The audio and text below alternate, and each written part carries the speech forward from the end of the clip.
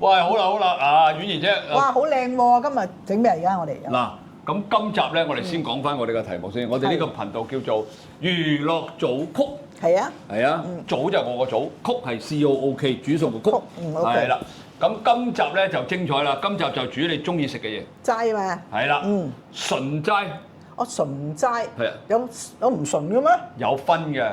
咁我想問你啦，嗱一般啦，我哋覺得咧齋咧就唔食肉就為之齋啦，即係唔食殺生嗰啲叫齋啦。有啲唔食雞蛋添。係啦，咁有啲啦嚇，咁唔好講雞蛋先講翻啦。好，咁有5類嘅嘢都係屬於唔係齋嘅喎，你知唔知邊5類啊？青椒、青葱、洋葱、蒜頭、韭菜橋頭、韭菜、青葱、洋葱、青葱、洋葱、蒜頭、韭菜、橋頭，知唔知點解？哦，點解咧？嗱，有古仔嘅喎。知知地，但我唔知佢咩古仔。係啦，嗱，其實有古仔㗎，我今日同大家講。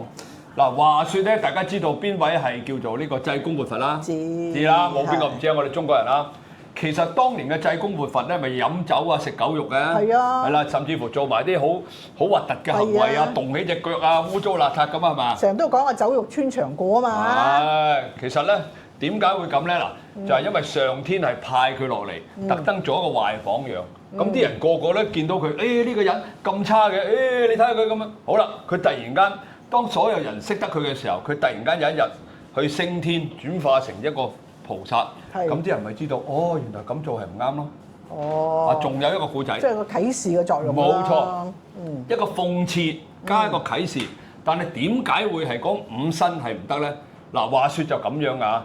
就話説咧，阿濟公活佛咧有一日咧又去啲嗰件事叫酒寮同埋茶寮噶嘛，係嘛？哦，係。即係嗰啲店小二嗰啲咧，嗰啲大賣鋪嗰啲。做戲都係做啦。係啊，咁佢咧就又去嗰度食嘢啦。咁啊當然啦，佢又食狗肉啦，又飲酒啦，咁啊啲人就個個望住佢啦。哇！你啲和尚着住係啦，有冇搞錯啊？係嘛？啲行為咁都得嘅，咁好啦，佢食完晒啲嘢之後咧，就突然間行出呢個酒寮嗰度，因為以前啲酒寮就唔係而家瀝青地㗎，即係普通嗰啲爛泥地嚟嘅啫，係嘛？咁好啦，佢一行出去嘅時候，個口一吐咗堆嘢落地下嗰度。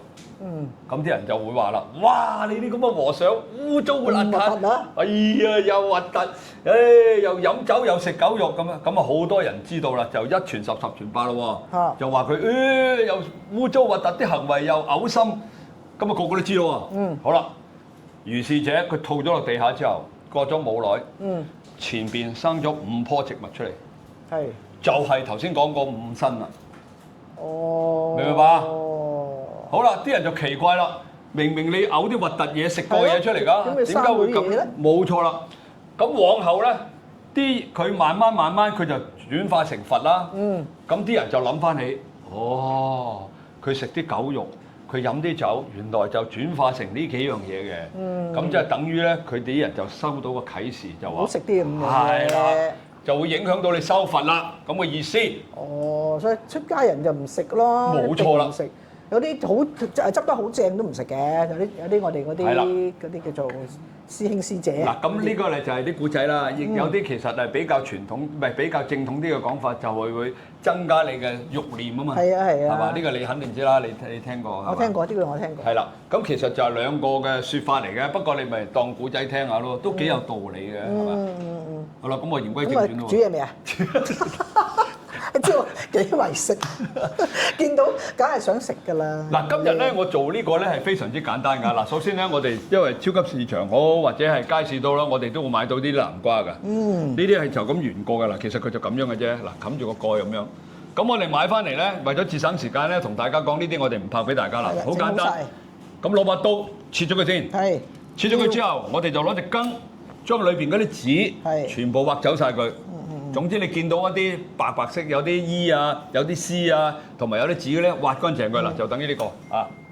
咁挖咗之後咧，我哋就冚住個蓋佢，就放喺個蒸櫃又好，蒸籠又好，用呢啲兜放水又好，蒸佢大約咧蒸佢係12分鐘。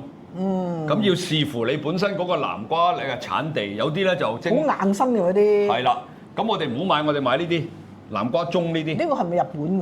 呢啲有日本嘅，有其他地方嘅。咁我買呢隻就平嘢嚟嘅。哦，平嘢。係啦，10蚊啫。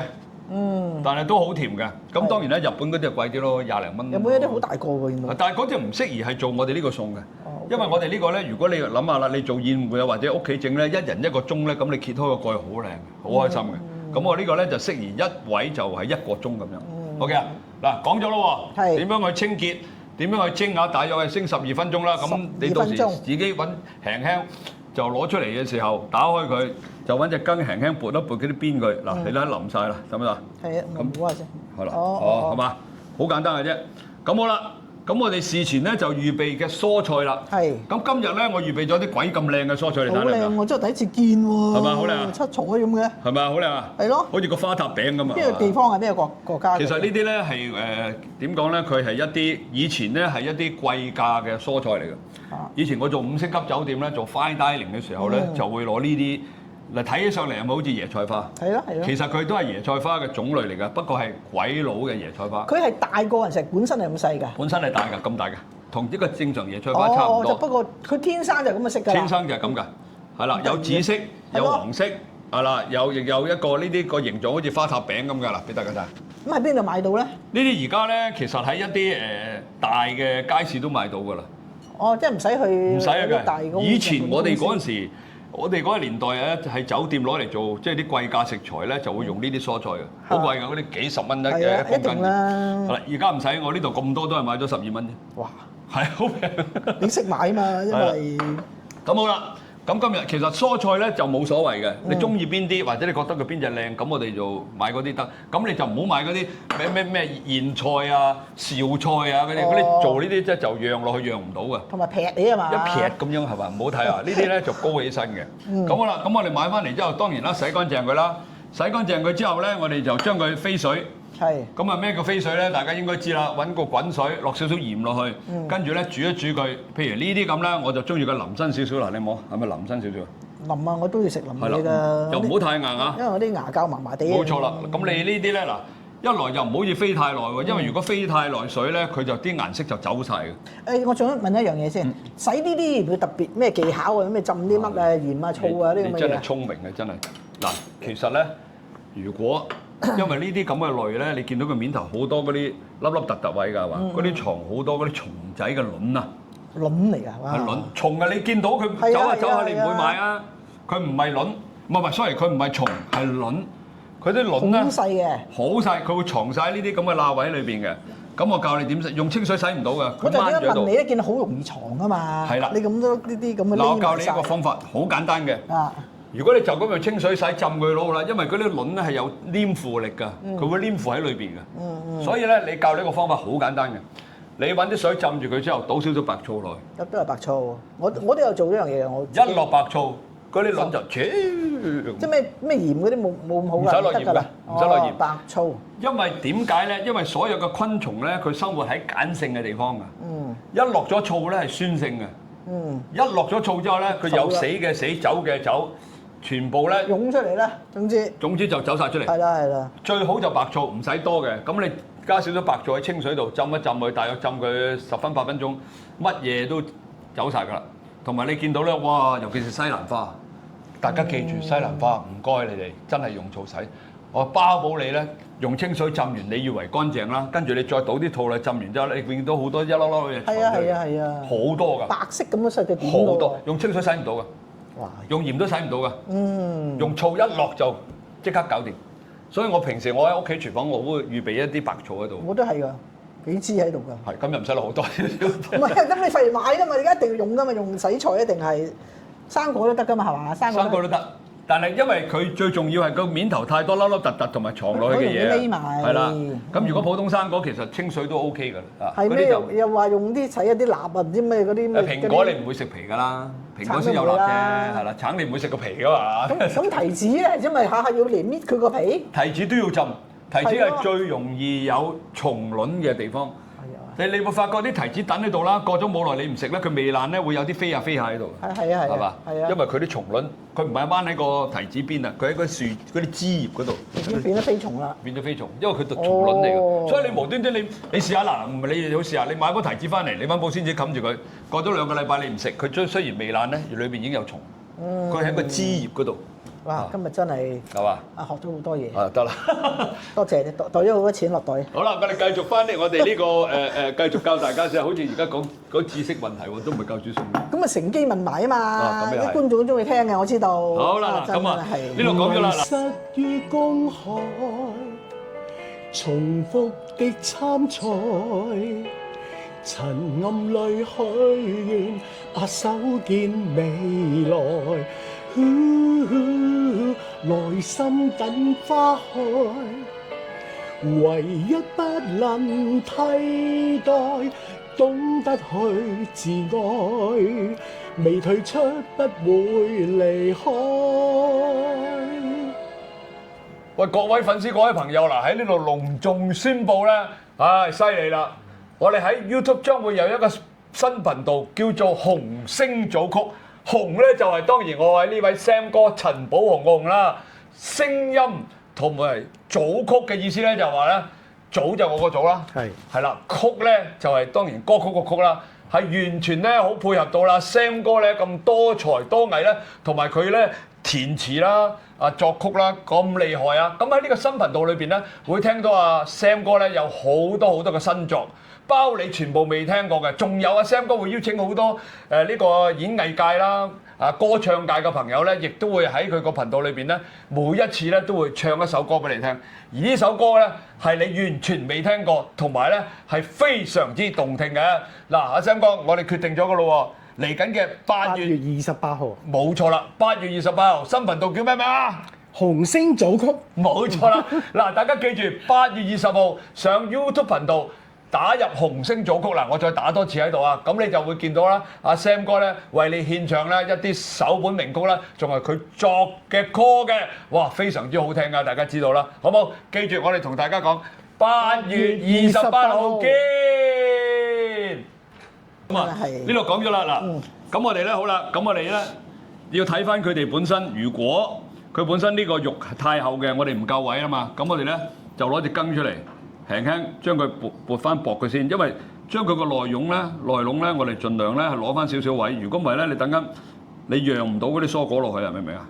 嗱咁啊，真係唔夠位。嗱咁我哋刮嗱，咁啊越即係刮到佢見到綠色咁啦，係嘛？嗱咁我哋咪刮到呢啲出嚟咯。係啦，好啦，咁問題就嚟啦。咁我哋要用翻個南瓜汁啊嘛，我哋今日用南瓜忌廉汁，講你點咧？嗱，我哋刮咗出嚟之後，嗱，如如睇咁咯喎。用呢啲用我哋做㗎嘛。係啦，我覺得呢個預先整好咗㗎，不過我做示範俾大家睇嗱。咁呢堆嘢點啊？我哋揾把刀咁樣壓下佢，係嘛？變晒蓉咯。哦。係嘛？係。係咪好簡單嗱？就咁啫嘛嗱。幾好玩喎。係啊，好啊，嗱，你使唔使整兩刀啊？我揾我啲孫玩嚟啦。一睇就知道婉兒姐咧就比較少煮餸啊。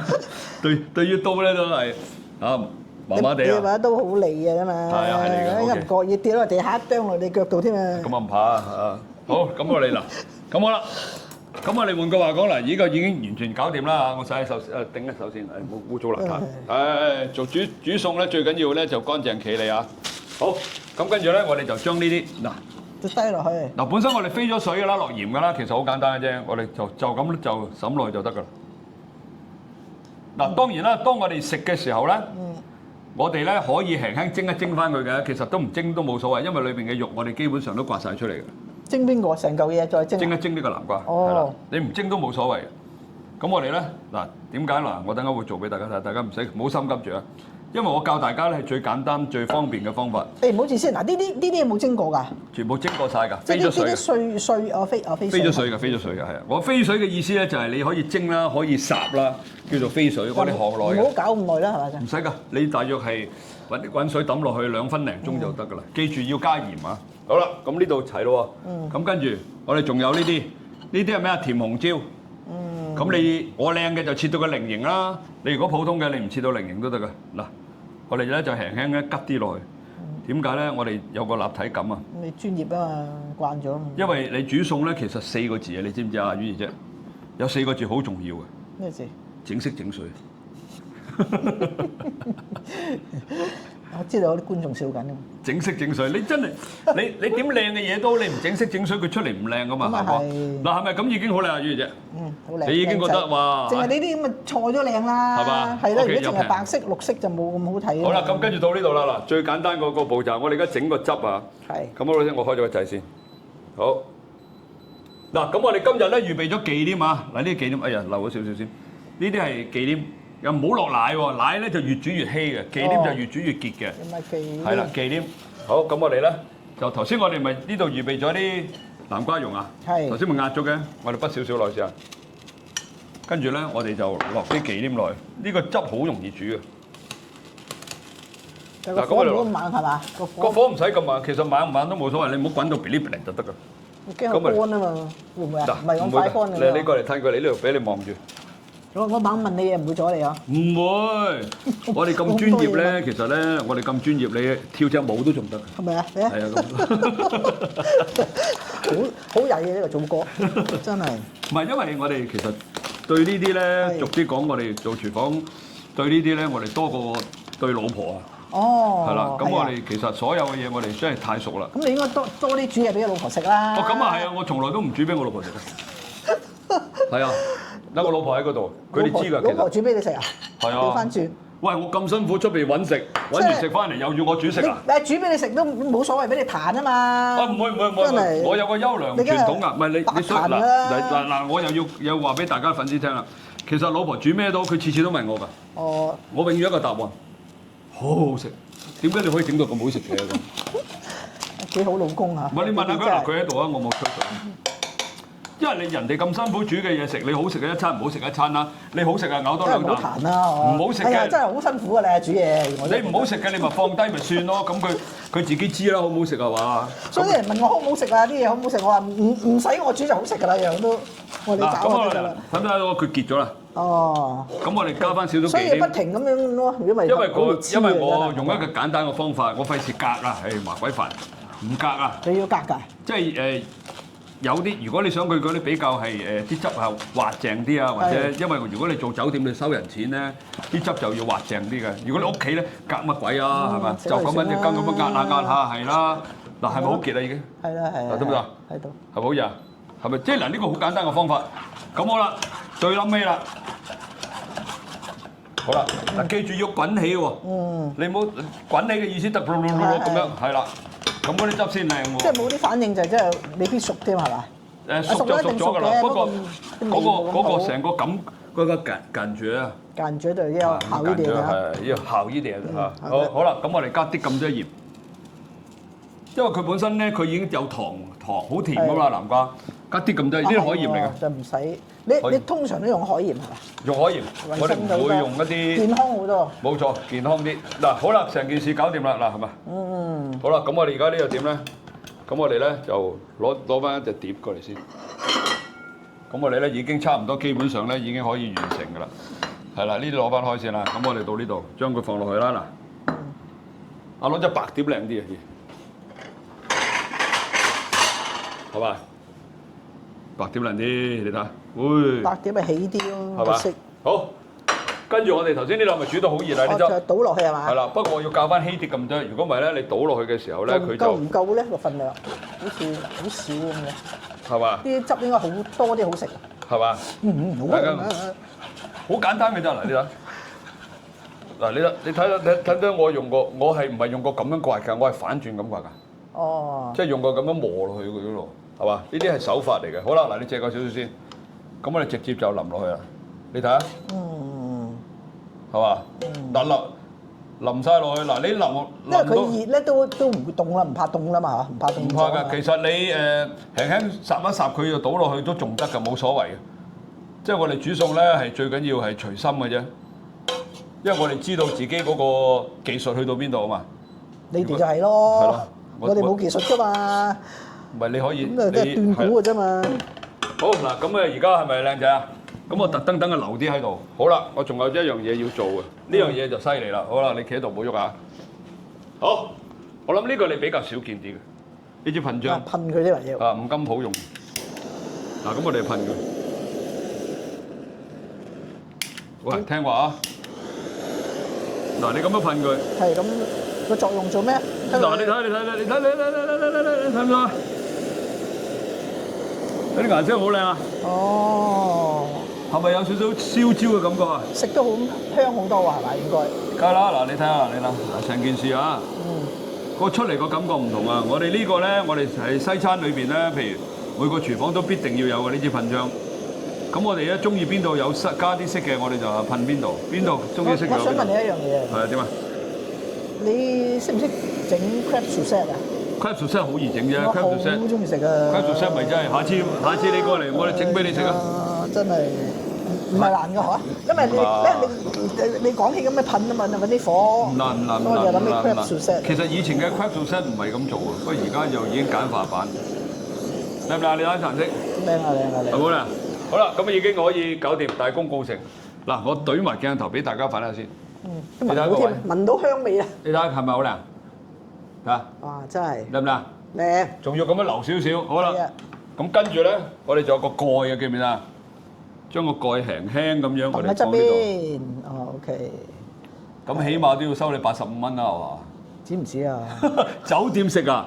呢個起碼都100幾200幾㗎啦。係啦。其實佢成本係20蚊雞咁上下啦。嗱，大家睇下個賣相，係咪靚到想喊嗰個地步啊？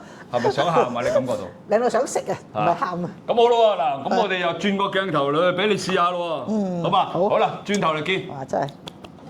喂，嗱，婉兒姐，咁靚嘅蔬菜南瓜盅就做咗俾你啦嚇，仲係要南瓜汁。最開心。你自己試嚟咯喎。嗱，我就服侍你放喺度嘅咋。嚇！成個都係我啊！梗係你啦。哦，食唔晒，可唔可以打包啊又？咦？頭先嚿魚咪打包啊？頭先有我收埋喺度，你放心。你試下。試下啲味啫。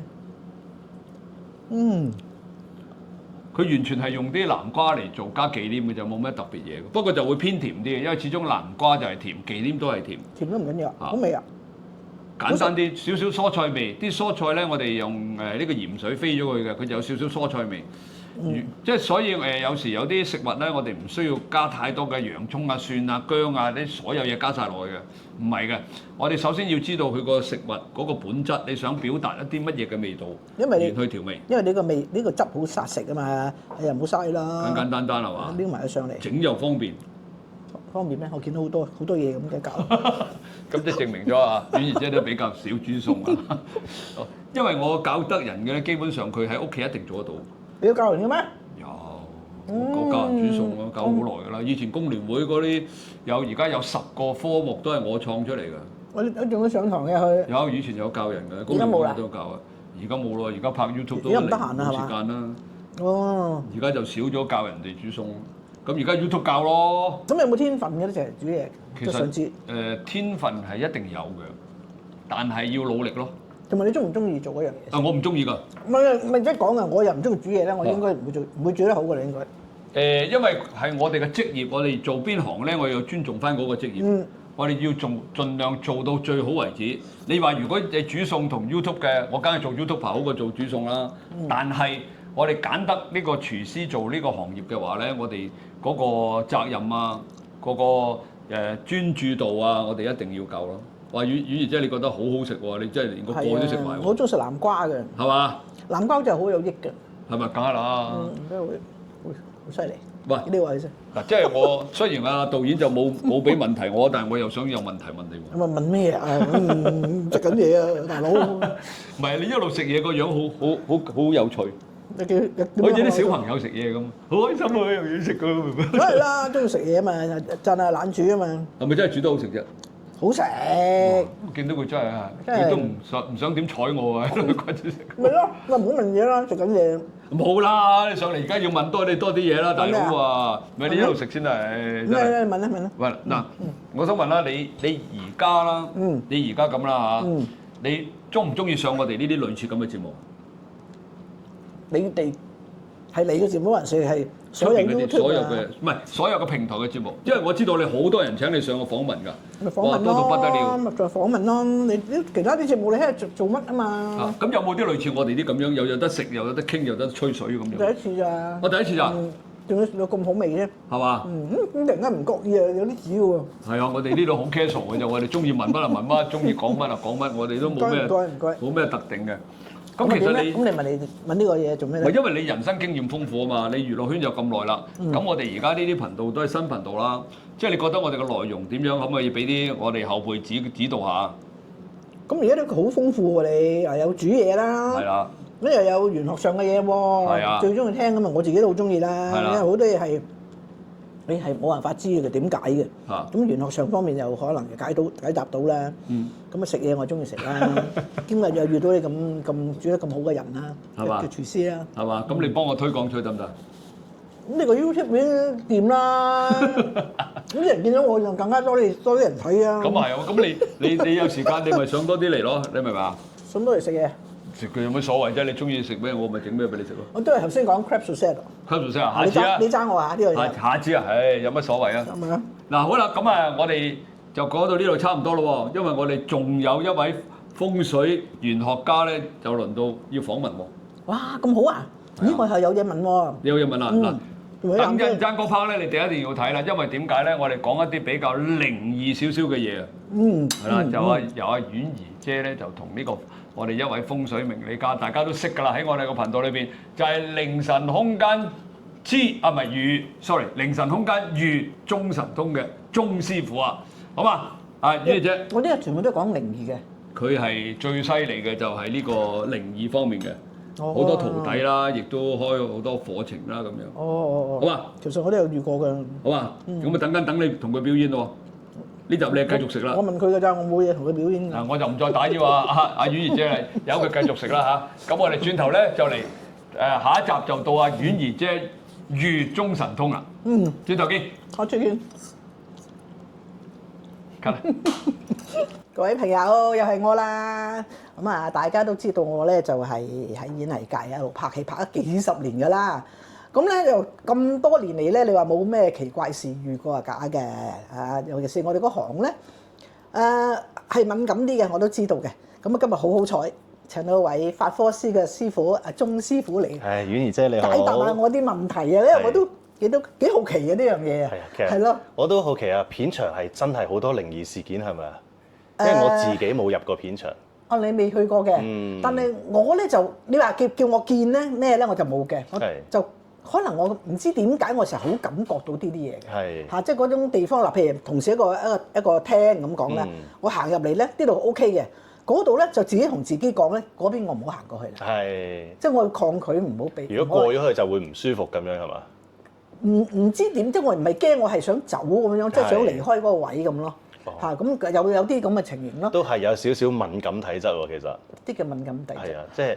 係咪天生還是天生嘅？天生同埋我哋後天可以練到出嚟嘅。點樣練咧？我哋用中醫嚟講啊，有好多老中醫咧，佢咪會講病氣啊，或者佢落針會講啲氣點樣行啊。咁呢個係佢哋嗰個職業技能，因為佢成日對住啊，咁咧就會感覺到有啲好唔舒服嘅能量出嚟啊。哇！咁我成日睇啲病人咪好辛苦㗎，好辛苦咯，係咯。我以前醫生嚟㗎。哦，係啊！哇，咁你咪每日咁喺度吸埋啲負能量嘅嘢咯。係啊，所以好辛苦㗎。咁你自己點樣補救啊？自己嗱最好嘅做法就係做運動，認真嘅。認真做運動出汗。排翻佢出嚟。係啦，休息得夠，健康生活。係啊，但係做運動係好緊要啊。係啊。咁所以頭先講緊嗰個問題係因為，其實係咪我哋所講俗語所講係氣，即係氣棚咁啲人講話陰氣重啊，或者咁嗰啲嘢咧，或者係嗰啲我哋叫眾生啦，我哋叫眾生就中意睇我哋做戲啦，或者佢生前又都係我嘅fans 咁講啦。咦，佢雖然走咗啫，佢都佢今日喺度喎，我睇下佢啦，咁樣會唔會有啲咁？絕對係會啦。婉兒姐有冇聽過神功戲啊？聽過。神功戲咧，咪我驚觀眾唔知啊，即係可能過時過節啊，做大戲咁俾啲朋友仔去睇啊，咁嗱，因為咧其實我自己嗱，因為冇得證實啊呢啲嘢，我自己一路學翻嚟，同埋我咁多經歷咧，我知道靈界嘅朋友仔其實就好悶嘅佢哋，佢哋就冇娛樂嘅，冇乜娛樂，咁咧平時就冇乜嘢好做，咁所以佢哋係真係中意睇戲、睇粵劇。睇電視，即係佢可能對我哋係冇惡意嘅，係啦，未必有惡意嘅。只不過你即係佢做聽人哋講咩嘢啊，或者有人做戲我睇下咁樣。係啦。咁係咪點解有時大家又會即係個接觸到咧？即係會有啲人會接觸到佢，有啲人冇咧。呢個就係個連結嘅問題，冇得講嘅。即係有啲人個八字佢比較冇同呢啲冇緣分，有啲人個八字就比較容易接觸到呢啲。冇得講嘅呢啲真係。咁啊冇得搞㗎啦。冇需要搞，其實你唔覺得好好嘅咩咁樣？咁我又唔驚嘅喎，老老實實。係啊，我哋用流感嘅角度嚟睇啦，我哋香港呢家流感係冇犀利嘅。哇！如果我呢家有個 sensor， 哇呢邊個流感菌好犀利，我唔行埋去，我係咪病少好多先？同一個概念啊，我成日將佢比喻做細菌嘅啫。咁你有呢個 sensor， 我覺得哇呢度入去我就唔係好舒服。唔舒服咯，就不至於話驚到咪嗰啲嘅咯。係啦，咁你唔行入去，咪減少受傷嘅機會咯。哦，同埋我就抱住個心態，人哋可能唔中意你埋咧，都會㗎，冇騷擾佢啦。都會㗎，有啲會嘅咁樣。即係佢哋有自己嘅性格，係好得意嘅。所以其實我自己覺得就冇乜所謂，但係有啲人咧敏感得好犀利嘅，佢可能會行咗入去，佢就已經係暈啊，即刻病啊，我見過嘅，發燒都有嘅，係啦。哦，但點解次次撞到呢啲翻去又話發燒？點咩事要發燒咧？其實因為有我哋咁講啦，嗰個人本身身體虛弱，敏感得滯，咁其實你諗佢哋係一個能量，依個係一個對我哋叫陽人啦，呢啲陰性嘅能量對我哋未必係好嘅，一陰一陽啊嘛，大家個能量係有啲排斥嘅，所以我哋個陽性嘅能量好弱，俾佢哋撞咗過嚟，影響咗，就令到我哋突然間個狀態就差咗落嚟，咁你身體就突然間就發病啦。OK，係啦，其實好多㗎，好似尋日我去沙嶺公務，因為我去視察場咧，我哋準備做祭幽，係知清明啊嗰啲時間，咁啊哇唔好，如果我諗。我去到啊，我都暈一暈啊！係日頭去啫。我仲特登揀正午11點12點去㗎。你都覺得暈？我都覺得暈啊！哇係啊，所以如果係啲敏感體質，再敏感啲個，哇暈低發燒都似。嗱，你講呢樣嘢咧，我又提起我諗起我有一個問題，有一樣嘢，有一年咧我就去南京。去南京咧落到機場咧，佢裝修得好靚嘅，即係好新好靚好靚。我當時嗰個感覺咧係唔係驚啊嚇，唔係。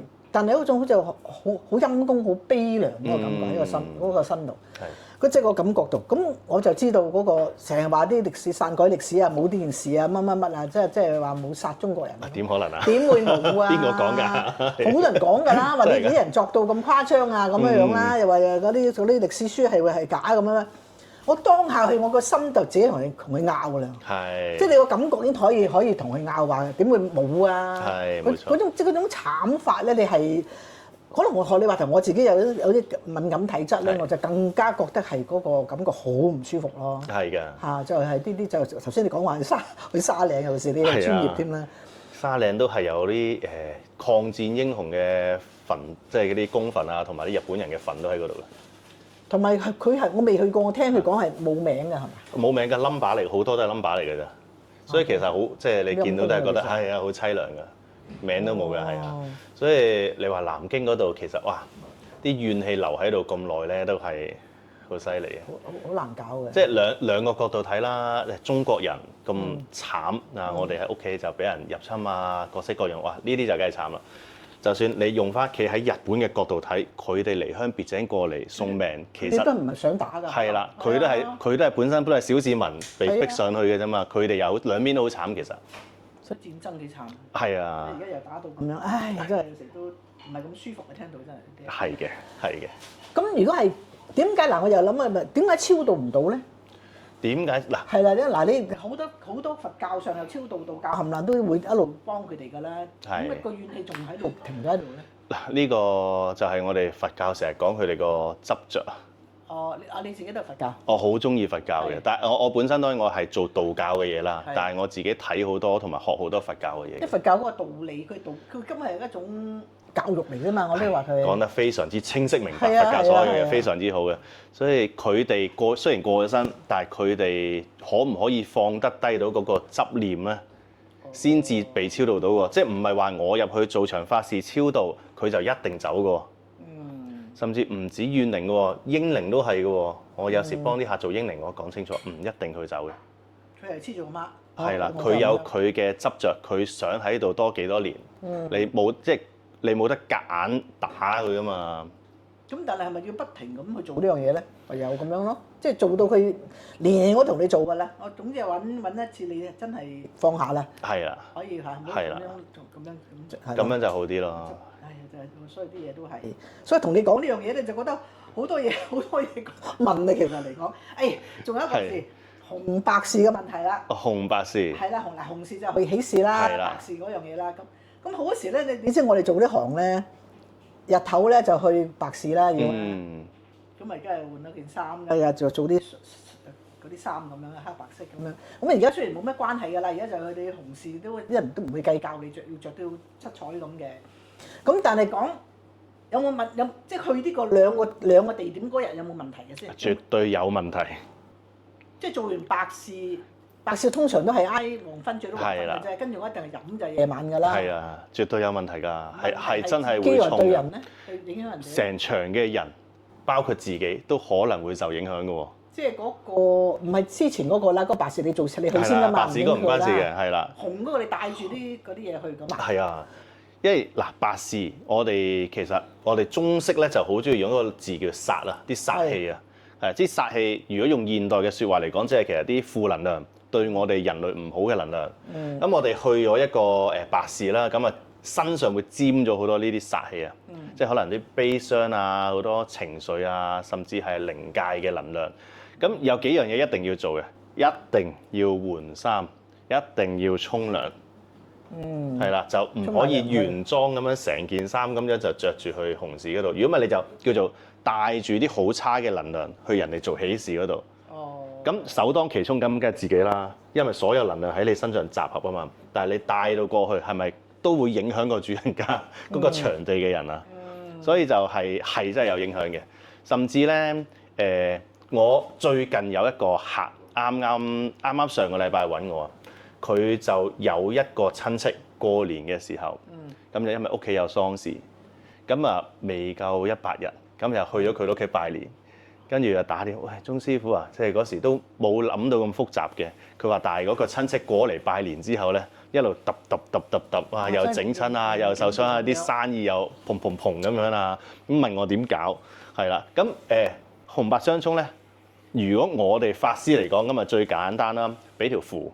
你發一發，過一過火，係啦。咁啊，婉兒姐你都知㗎。以前咧，我細個都係嘅。去完呢啲地方咧，即係去完啲白事地方咧，都係嗌我哋可能過一個火盆，攬一攬火盆，先至再入屋嘅。咁可以做好啲嘅。攬火盆之外咧，通常我哋會去衣紙鋪買張白解衣，白解咗好大張嘅黃紙啊。咁你摺一摺，咁啊好少啲。咁啊點咗火之後喺個身嗰度過一轉火，擺喺地下先攬過去。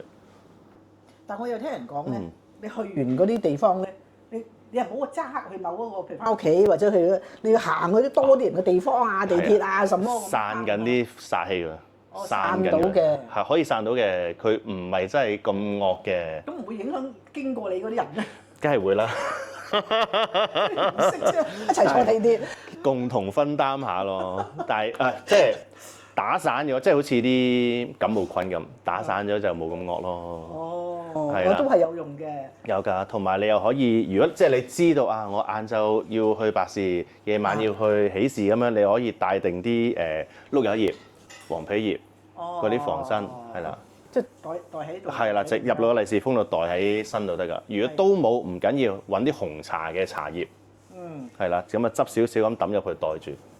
咁啊唔要㗎啦，到時候。係啦。咁嗰包吉儀，如果大家利是唔記得抌或者拎咗翻屋企咁啊點算咧？當唔知，跟住攞翻出去抌啦，冇辦法，你都攞咗翻屋企咯，做咗咯，係咪先？係咯。翻到嚟除曬衫啊，沖涼見到咦咩嚟㗎？咁啊唔緊要，攞翻出去抌，唔驚，咁梗係唔好抌喺屋企啦。咁係啦，係啦。攞翻出去先抌。唔使話燒咗佢成包啊咁樣啊？唔緊要嘅，唔緊要嘅。唔使做到咁。係啦，唔使嘅係。係，你頭先講緊你去沙嶺，我就諗起咧嗰啲墓地嘅問題。好多人咧就話陰地啊，即係嗰啲祖先走咗啊，滅葬係咪好影響後人嘅咧？呢個好嘅墓地，唔好嘅墓地會將好運氣。如果係土葬嘅係嘅，土葬係嘅。咁點啊？之前一定要睇咗先，你先揾嚟㗎。而家香港最好就係，但係呢家香港地通常都係骨灰龕啊嘛。係。咁就影響就細好多嘅。但係就可以個位唔好噶嘛，係嘛？個位唔好，對人嘅影響冇土葬咁大。因為土成個仲瞓喺度。係啦，成個大體落去嗰啲又影響好大嘅。係啦，咁如果骨灰龕咧，佢比較即係如果我哋學術上嚟講，最大影響你一定要揀個好日子去做。係啦，你唔可以衝到啲屋企人。係啦，咁呢個情況就比較嚴重啲。咁如果哇，呢家真係土葬落去嘅，土葬落地嗰啲就真係一定要揀個好風水嘅位，因為可以帶旺3代人嘅。咁如果好有錢嗰啲人就一定越嚟越有錢啦。所以呢個世界就係咁樣運作咯。大把錢揾到幾好嘅風水師，幾好嘅地方都可以幫到佢啦嘛。係㗎。咁如果你話普通我哋啲普通市民嘅啲冇啦，讀到我哋個咩啦？但係又唔怕嘅，因為嗱，如果我哋修道又好啦，修佛又好啦，我哋都相信因果係咪？係。咁我投胎得落呢個家庭，其實已經係有我自己帶住嘅因果先至入呢個家庭㗎嘛。係，佛教都係咁講。係啦，咁所以其實我以今世已經係整定咗大概係咁樣嘅劇本啦。我冇咁樣嘅福報，我冇咁嘅姻緣，我唔會投胎到去啲大富大貴人家。係啦，即係你過去世修得唔好咧，我哋佛教冇錯啦，根本都唔會去人哋個肚度㗎啦。係啦，咁但係冇所謂嘅喎，其實我哋喺現世都可以繼續修㗎嘛。我哋做好多嘢都唔係為咗希望即刻點樣㗎嘛。我哋都係慢慢一命二運三風水四積陰德五讀書係咪？咁你陰德係好緊要嘅喎。係啦，咁你咪慢慢去修，慢慢去積福咯。係啦。同埋一個問題，我就覺得你去到一個大富人家又未必表示你一定好係㗎。其實未必好㗎。真係叫做表面係好有錢咁啊，如何？